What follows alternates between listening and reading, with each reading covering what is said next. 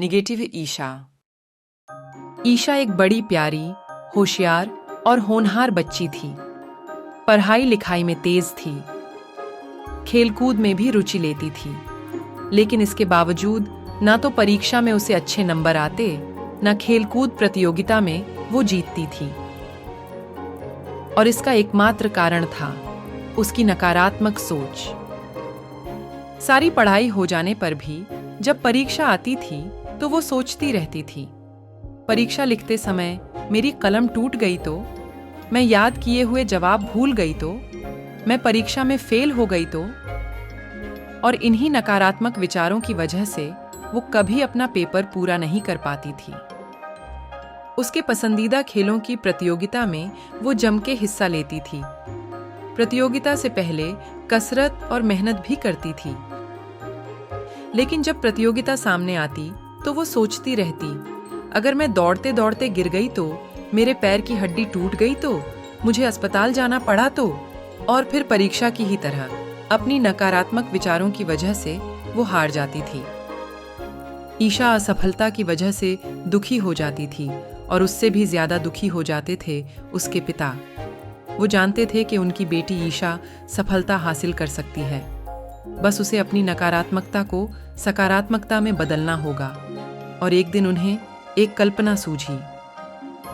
छुट्टी के दिन सुबह सुबह ईशा के पिता ईशा को लेकर अपने खेतों में गए। ईशा को खेती बाड़ी में पिता का हाथ बटाना बड़ा पसंद था। उसने पिता से कहा, बोलिए पिताजी, आज क्या काम करना है? पिताजी बोले, वो खाली जगह देख रही हो, आज तुम्हें वहां ये मिर्ची की बीज बोने हैं। ईशा खुश होकर बोली, वाह, बीज बोना तो मुझे बड़ा पसंद है, ये तो मैं आराम से कर लूंगी। तो पिताजी ने कहा, हाँ जानता हूँ, लेकिन एक बात याद रखना, महीने 2 महीने भर के बाद जो पौधे उगेंगे उन पर ताजे ताजे, लाल लाल, बड़े बड़े और रसीले टमाटर उगने चाहिए। ये सुनकर ईशा हैरान हो गई। वो फट से बोली, पिताजी ये आप क्या कह रहे हो, ये तो सरासर नामुमकिन है। तो पिताजी बोले, क्यों ईशा, इसमें नामुमकिन क्या है? बीज अगर अच्छे से बोओगी तो पौधे तो आएंगे ही ना। तो ईशा ने कहा, पौधे तो उगेंगे पिताजी, पर मिर्ची के पौधे बोने पर टमाटर के पौधे कैसे उग सकते हैं? हम जो बोते हैं वही उगता है। पिताजी मुस्कुराकर बोले, हाँ सही जवाब, हम जो बोते हैं वही उगता है। हमारा मन भी ठीक इसी जमीन मिट्टी की तरह होता है। हम इसमें जो विचार बोते हैं वैसा ही फल हमें मिलता है। अगर हम उसमें नकारात्मक विचारों के बीज बोएंगे तो फल भी नकारात्मक ही मिलेगा, जैसा कि अक्सर तुम्हारे साथ होता है। और सही मेहनत करने पर भी तुम्हें सही फल नहीं मिलता। ये सुनकर ईशा का मुंह खुला का खुला रह गया। पिताजी ने आगे बढ़कर कहा, अब तुम ही बताओ, अगर हमें टमाटर उगाने हैं तो हमें क्या करना होगा? ईशा बोली, हमें मिर्ची के बीज हटाकर टमाटर के बीज बोने होंगे। पिताजी ने कहा, बिल्कुल सही। इसका मतलब सफलता के रसीले फल चखने के लिए हमें नकारात्मक विचारों को सकारात्मक विचारों से बदलना होगा, क्योंकि सकारात्मक विचारों से हमारी हर काम करने की इच्छा प्रबल हो जाती है, इरादे पक्के हो जाते हैं, जिससे हमारा हर काम आसान हो जाता है, जिंदगी खुशहाल हो जाती है और हम एक अच्छे और सफल इंसान बन पाते हैं। आई बात समझ में? ईशा अब पूरी बात समझ चुकी थी। उसी दिन से उसने अपने नकारात्मक सोच को सकारात्मक सोच में बदलना शुरू किया और फिर आने वाली हर परीक्षा, हर प्रतियोगिता में ईशा अव्वल नंबर पाने लगी। मालती दीदी और घमंडी सारिका। ये कहानी है सारिका की। सारिका अपने माता पिता के साथ एक आलीशान घर में रहती थी। उसके पिता एक बड़े व्यापारी थे। वो सारिका को किसी भी चीज की कमी महसूस नहीं होने देते थे। वो जो भी चीज मांगे उसके आगे लाकर खड़ी कर देते थे। लेकिन इस लाड प्यार का सारिका पर बुरा असर होने लगा था, जो उसकी मां की नजरों में आने लगा था। सारिका अपने आप को औरों से बढ़कर समझने लगी थी। आसपास के लोगों को नीचा दिखाना उसकी आदत बनने लगी थी, खास करके मालती दीदी को। मालती दीदी सारिका के घर में काम करने आती थी। कपड़े धोने से लेके फर्श साफ करने तक, खाना बनाने से लेके बर्तन मांजने तक के सारे काम मालती दीदी अकेले ही कर लेती थी और इस तरह से करती थी कि घर हमेशा खुशहाल रहता था। लेकिन सारिका का बर्ताव मालती दीदी के साथ कुछ ठीक नहीं था। वो हमेशा उनको कुछ ना कुछ भला बुरा कह देती थी।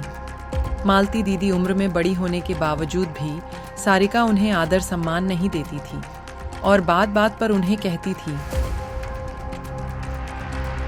तुम मुझे पसंद नहीं, निकल जाओ मेरे घर से। ऐसा कहने पर सारिका की माँ सारिका को डांट लगा देती थी, लेकिन मालती दीदी कहती थी, जाने दो मेम साहब, छोटी बच्ची है। बुरा लगने के बावजूद मालती दीदी सारिका को माफ कर देती थी और सारिका मुंह मोड़कर अपने कमरे में चली जाती थी।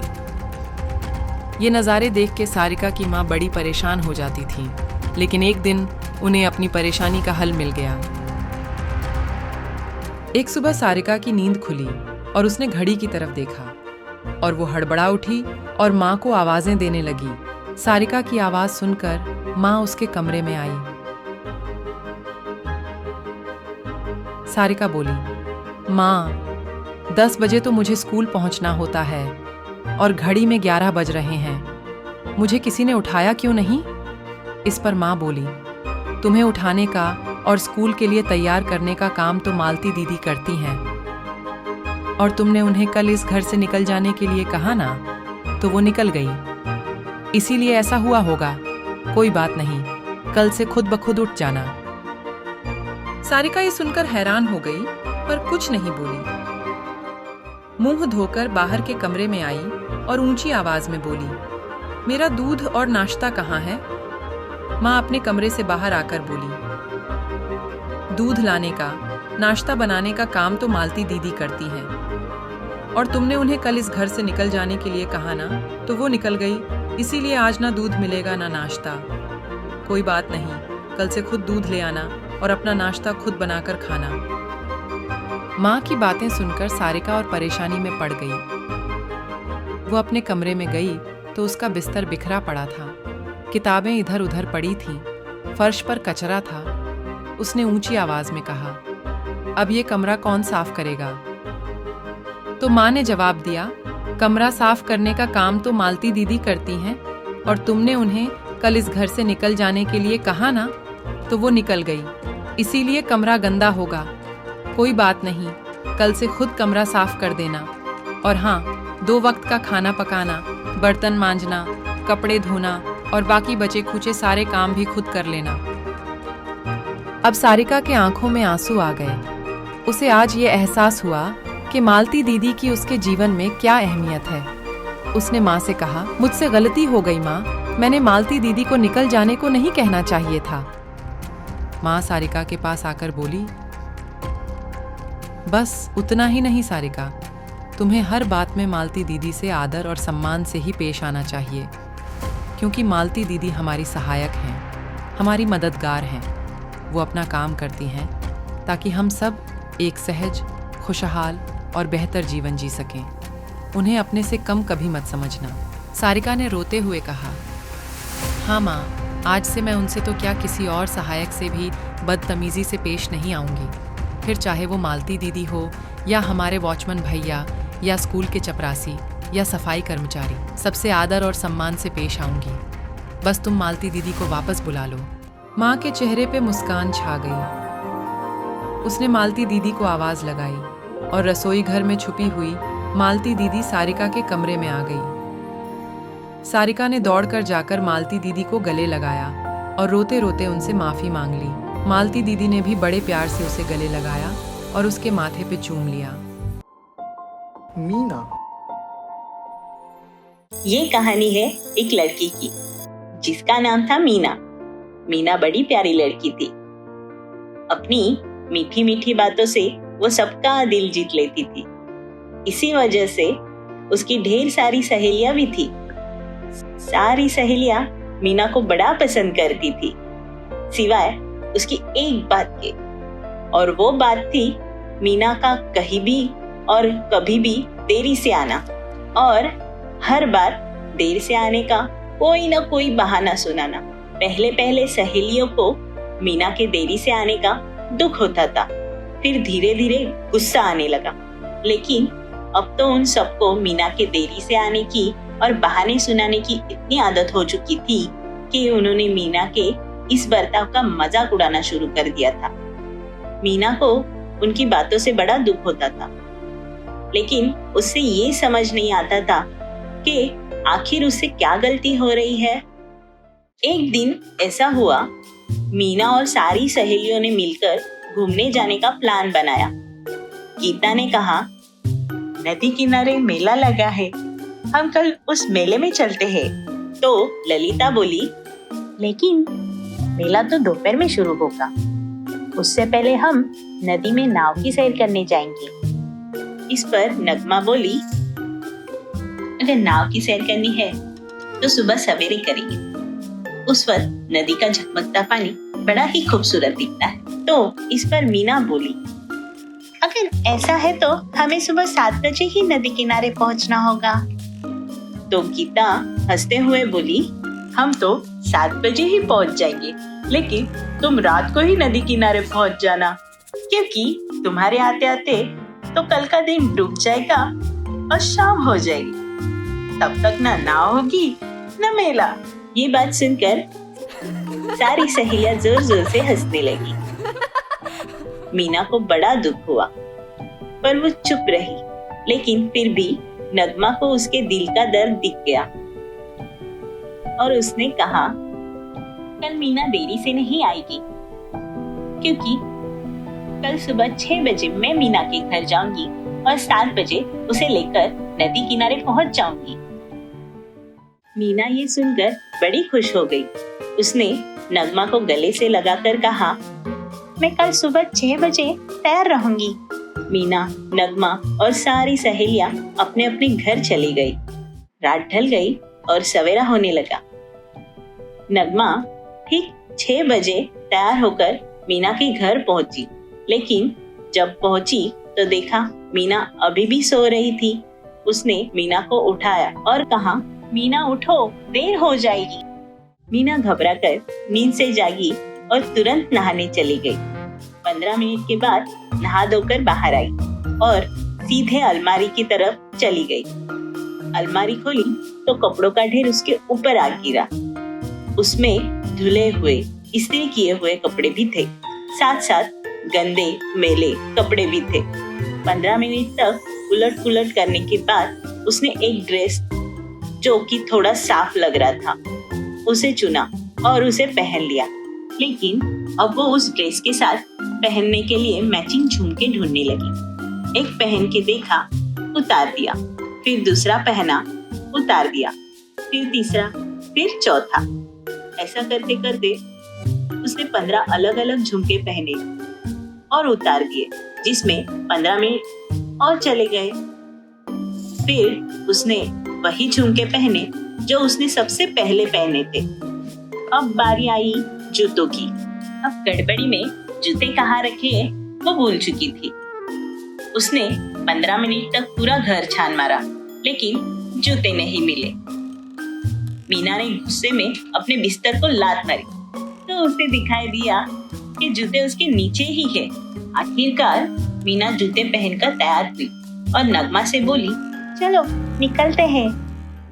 इस पर नगमा ने कहा, ये निकलने का नहीं मीना, पहुंचने का समय था, जरा घड़ी की तरफ देखो। मीना ने चौंक कर घड़ी की ओर देखा। 7 बज चुके थे। नगमा बोली, आज तुम तो देरी से पहुंचोगी ही, लेकिन तुम्हारी वजह से मैं भी देरी से पहुंचने वाली। मीना के आंखों में आंसू आ गए। वो फूट फूट कर रोने लगी। कहने लगी, ये ऐसे मेरे साथ ही क्यों होता है? मेरा नसीब ही खराब है। नगमा उसे सहारा देकर बोली, गलती तुम्हारी नसीब की नहीं, तुम्हारे सुनियोजन की है। मीना ने आंसू पोंछते हुए पूछा, सुनियोजन? कैसा सुनियोजन? नगमा ने उसे समझाना शुरू किया। हर बात का सुनियोजन, अपनी चीजों का, समय का और विचारों का सुनियोजन। अगर तुम अपने समय का सुनियोजन करती, समय के बारे में पहले ही सोचती, तो कल रात को जल्दी सो जाती और सुबह मेरे आने से पहले ही जाग पाती। तुम अपने कपड़ों का, जूतों का सुनियोजन करती, उन्हें सही जगह पे रखती, तो उन्हें ढूंढने में तुम्हारा समय बर्बाद नहीं होता। और तुम अपने विचारों का सुनियोजन करती, ठंडे दिमाग से सोच विचार करती, तो सही झुमका ढूंढने का काम 1 सेकंड में कर पाती। और इस सारे सुनियोजन से शायद हम समय से पहले ही नदी किनारे पहुंच जाते। मीना को अपने गलती का एहसास हुआ। उसने शर्म से सर झुका दिया तो नगमा ने उसे गले लगाया और कहा, अब भी देर नहीं हुई है, आज से ही सुनियोजन को अपना लो। आज शायद हम नाव का सफर नहीं कर पाएंगे, लेकिन सुनियोजन की मदद से तुम अपनी जिंदगी का सफर आसानी और खुशहाली से कर पाओगी, बिना अपना समय और शक्ति जाया किए। समझी? मीना ने हंसकर कहा, समझी। और फिर दोनों हंसते हंसते घर से नदी किनारे की ओर निकल पड़े।